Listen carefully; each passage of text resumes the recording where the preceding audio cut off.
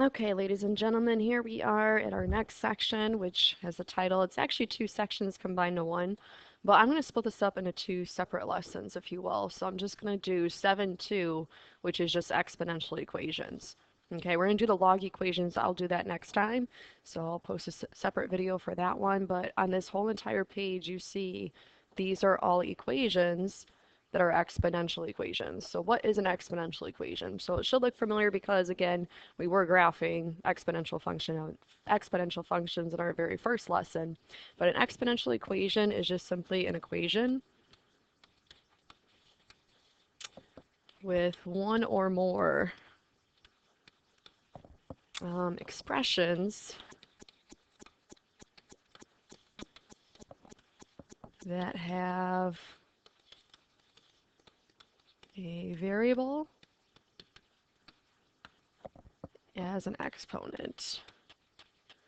And there's really only going to be two options. There's two different types of exponential equations. So type A, or the first one, so different ways to solve, it says how to solve. The first way is you're going to try writing them so that the bases are the same. You're going to try to do that. If you can't do that, then what you're going to do instead is just simply take the logarithm of both sides. So like I said, there's only two types of exponential equations. Okay, so let me kind of show you how this is done. So we're going to solve each equation, checking our solutions once we're done. So for example, number 1, we have 3 to the x equals 3 to the 7th power. But as you see, you already have the same base on both sides, the base being 3. So the base of the exponentials is already the same. All you simply have to do now is basically set the exponents equal. So you set them equal, obviously you just are left with x equals 7. Okay, so kind of an obvious solution to even just looking at the original problem, but plugging this back in again, it should be true. We're saying that 3 to the 7th equals 3 to the 7th, and obviously, again, that is true. 3 to the 7th is going to be equal to itself. Okay, but looking at the next one, number 2. So solving this equation. So I'm going to check to see, can I get a common base on both sides? The answer being yes. Okay, so you've seen me do this in a couple of other examples in previous lessons, but now we're going to be actually applying it. But again, between 9 and 27, the common base, you want to think smaller numbers, smaller values. The base they both have in common would be 3 itself. Okay, so instead of writing 9, what I can do instead is I can write this as being 3 squared. I'm going to leave some space here because I'm going to do the same thing over here. Instead of 27, that's the same thing we should know is 3 cubed. Okay, so I have my common base. Okay, instead of 9 and 27, I swapped it out with their common base being 3. But everything else is still there in the exponents. So instead of having 9 to the 8 minus x, now it's going to be 3 squared times 8 minus x. And then same thing on the opposite side. Instead of 27 to the x minus 3, now it's going to be 3 to the 3 times x minus 3. Okay, so once you have the common base, which we do now, right, the common base being 3 itself, now you just simply drop the bases all together and you just set the exponents equal to each other. So I'm just going to set 2 times 8 minus x equal to 3 times x minus 3. And now we're just simply solving for our variable. So I'm going to distribute the 2. So 16 minus 2x equals 3x minus 9. All right. Solving for x, I would probably add 2x next. That'd be my step. I'm going to add the 2x, making that a 5x. Also adding 9 to 16, making that 25. Dividing both sides by 5, you get x equals 5. Okay, so again, if you plug this back into the original problem, it should be a true statement. So if you check, 9 to the 8 minus 5 should be the same thing as 27 to the 5 minus 3. So I'm saying that 9 cubed is the same thing as 27 squared. So if you double check the math here, 9 cubed, let's double check. So that's 9 cubed, 729. That should be the same thing as 7 or 27 squared. And what do you know? So both sides are equal. 729 equals itself. So our answer can't be really anything else besides 5 in this case. Okay? The next one, same idea. So check and see, can I get a common base? Between 2 and 32, is there a common base? Yes, there is. It's going to be 2 itself. Okay, so the left-hand side already has a base of 2, so I'm not going to change that. But 32, I know, is the same thing as 2 to the 5th power. Okay, so I swap it out. Again, you can see we have the same base on both sides. So now just set the exponents equal to each other. X minus 1 equals 5. Add 1 to both sides, just solving a basic one-step equation. You get x equals 6. Okay, so if you plug this back into the original problem, if I raise to the 6 minus 1, that should be 32. So I'm saying that 2 to the 5th power is 32, and obviously it all checks out. So check and check. Okay, next one, get your common base. So between 1/9 and 1/3, check and see if there's a common base. There definitely is. You can kind of do one of two different bases. It's kind of up to you. I'm just going to keep the base as 1/3. So that means the right-hand side, I'm not going to change it. I'm just going to keep this all intact. But the left-hand side, I'm going to swap out. Instead of 1/9, I'm going to say that's 1/3 squared. So 1/3 squared is the same thing as 1/9. But again, you still have that 2x there as well. So now it's going to be 1/3 squared to the 2x is equal to 1/3 to the x. Okay, so right now I got my common bases exactly like I want it. Now I'm just going to set the exponents equal. Remember, laws of exponents, when you have a power to a power, you multiply those. So you'd have 4x equals x. Okay, so 2 times 2x, 4x, and that equals just x is on the other side. Set the exponents equal to each other.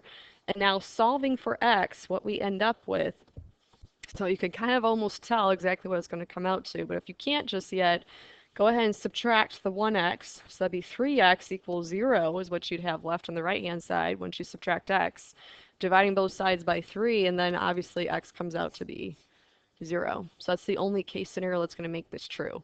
So again, if you plug this back in and check, if I do 1/9, if I raise it to the 2 times 0, which is obviously 0, that should be equal to 1/3 to the x, which would just be 0. And obviously anything to the 0 power is just going to be 1.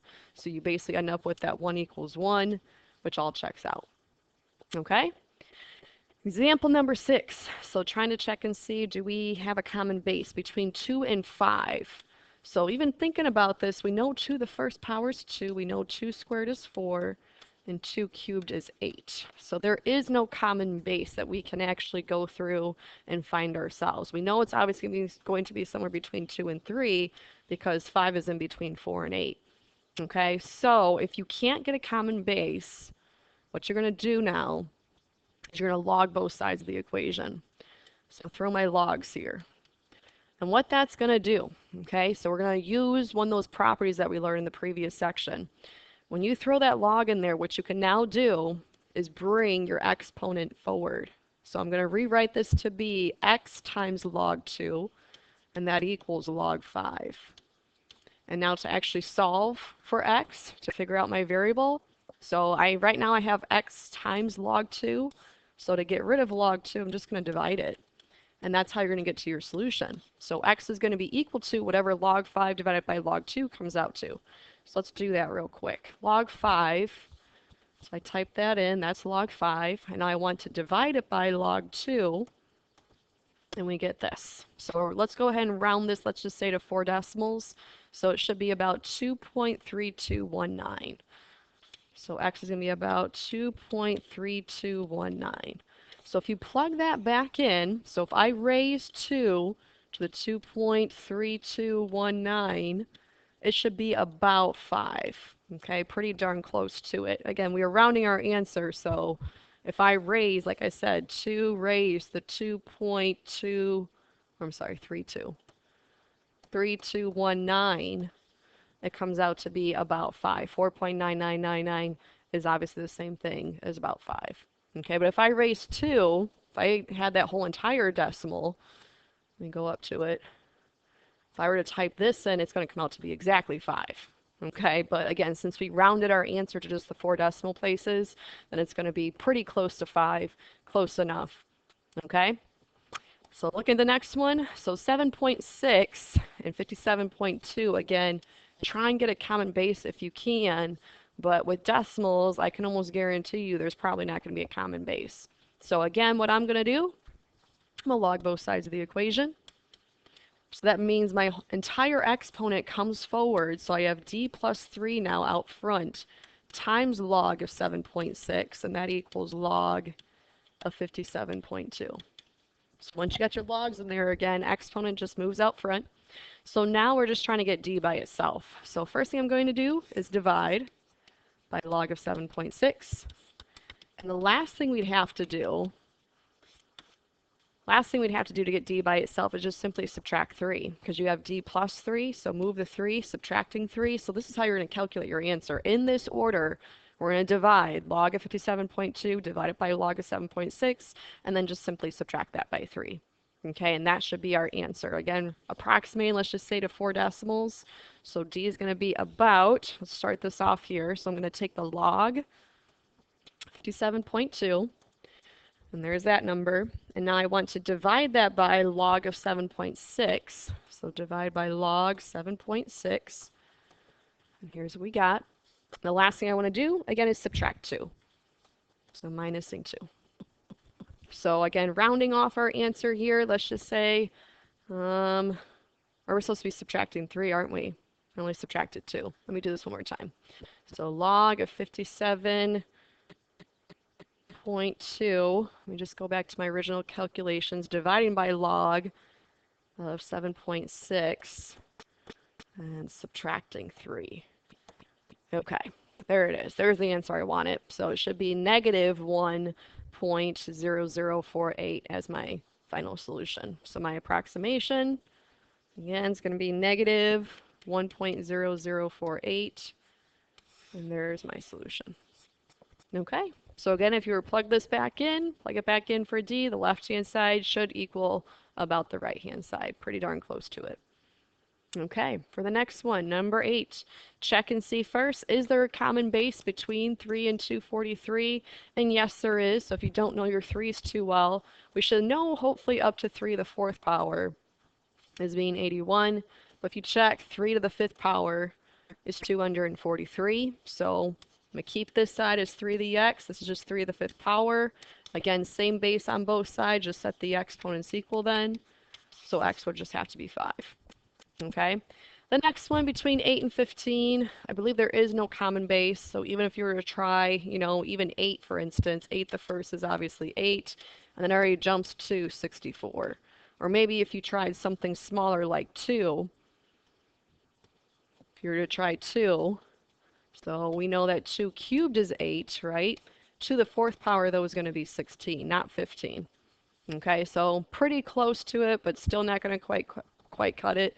So if you can't find a common base again, what you're going to do is just simply log both sides. We can now take your exponent, bring it forward, y plus 4 goes out front, times log of 8, and this equals log 15. Okay, so now all we have to do again is isolate our variable. So 2 steps to do that. First, divide by log 8. So you're going to divide the 2 logs to begin with. Log 15 divided by log 8. The last thing you have to do then is subtract the 4. So again, in this order, here's what we got to do. So I'm going to type this one in. Hopefully I do this one correctly. So I'm going to do log of 15. Start with that. And now I want to divide it by log of 8. And the last thing I want to do is subtract 4 is the last step. So minusing 4 comes out to be about negative 2.6977. Let's just go ahead and approximate that. So y is going to be about negative 2.6977. Let me just double check. Did I write that down correctly? Yep, looks good to me. Okay, there's your solution. All right, for number 10, again, check and see, is there a common base first between 16 and 1/4? Yes, there is. So you can do one of 2 bases. You could do 4 if you wanted to, which is what I'm going to do. Or you could even do 2. So 2 would also work. But I'm just going to stick to 4. Okay, because we know that 4 squared is 16, and this is just simply 4 to the negative first. So 1/4 is the same thing as 4 to the negative 1. Left-hand side, again, don't forget the rest of the exponent, though. So this will be 4 squared times v, or raise the v, but it's just going to be 2v anyways. So now, once again, once you have your common base, just set the exponents equal. 2v equals negative 1, dividing both sides by 2, and you should get negative 1/2. So if you raise 16 to the negative 1/2 power, you should come out with 1/4. Okay, and number 11, between 8 and 50, is there a common base between these two? I don't believe so, so I'm just going to go ahead and log both sides here. So p comes forward, p times log 8 now equals log 50. And now, one last step, solving for p. Get p by itself, just divide both sides by log 8, and that will be your solution. So if I do log of 50, and I divide it by the log of 8, should come out to about 1.8813 is what I get. So p is going to be about 1.88, what was the rest of it? 13 when you round it. Okay. So for number 12, I'm trying to get my common base. So between 16 and 1/2, that's pretty similar to number 10, right? So I'm going to use 2 as my base this time. So I know 2 to the negative 1 is 1/2, and I know 2 to the 4th power is 16. And again, that would just be 4v then. Okay, so bringing down the rest of the exponent. Once you got your common base, just set the exponents equal. 4v equals negative 1. And then dividing both sides by 4, you get negative 1/4 as your answer. Okay, for 13, common base, does it exist? I would maybe try 5. So 5 to the first is 5. 5 squared we know is 25. But then 5 cubed is 125. So there is no common base. Okay, so we're going to have to do for this one, if there is no common base, you're just going to log it. So logging both sides of the equation. So log and log. Again, exponent comes forward then. 3b's out front times log 5 equals log of 106. Getting b by itself, I'm first going to divide the logs. So log 106 divided by log 5. And the last thing you're going to have to do then is divide by 3 as well. So once you divide the logs, you're going to divide that answer then just by 3. So as I type this in, so we're going to do log 106. So there's that answer. And now I want to divide it by log of 5. There's that one. And the last thing now is we're going to divide that now by just 3. So divide it by 3. And we should get, again, rounding to 4 decimals, it'd be about 0.9659 as my solution. So B is going to be about 0.9659. And there you go. Okay, so more practice problems going across the bottom. Let's just go ahead and tackle these real quick. So between 3 and 4.1, is there a common base? I would probably say no.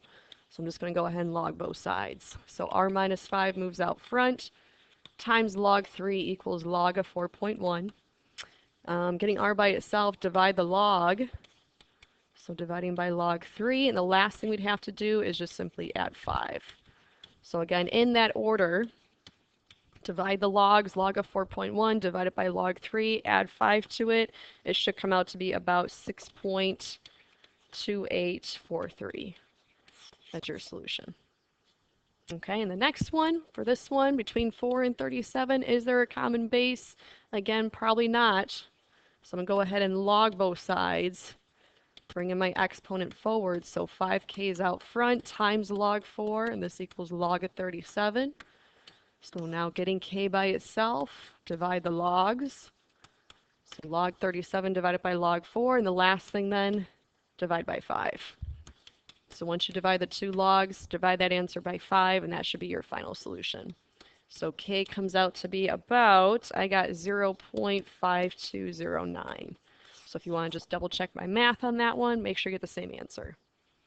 The last one, number 16, you could check and see again, is there a common base between these two? And there's not. So again, I'm just going to log both sides. So x squared comes out front times log 42. That equals log of 84. So I'm going to divide by the log, getting my variable by itself. And the last thing you're going to have to do then, so it's x squared, right? Last thing you're going to have to do then is take the square root of both sides. Okay, so you're taking the square root of that quotient. So how you're going to do this, if I type this one in, so I'm going to do the log of 84. There's that. And then I'm going to divide it by the log of 42. So there's that. And I want to take the square root of that answer. So I want the square root. Again, I would just go up to it like this, highlight it, select it, enters it for you. So taking the square root comes out to be. But just remember, you are taking a square root. So when you take a square root, you get approximately plus and minus, positive and negative solutions. About 1.0888 would be your solution. So again, rounding this one properly. So if you look at those decimals, 0.88, it's a 7, but the next one after is an 8, so you got to round it up to be an 8. Okay, so like I said, there's really only two different types of exponential equations. Either you can get a common base on both sides, or you can't. So if you can't get a common base, you just simply want to log both sides of the equation. Okay, so there's exponential equations today. We'll be moving on to log equations next. And let us know, once again, if you guys have any questions.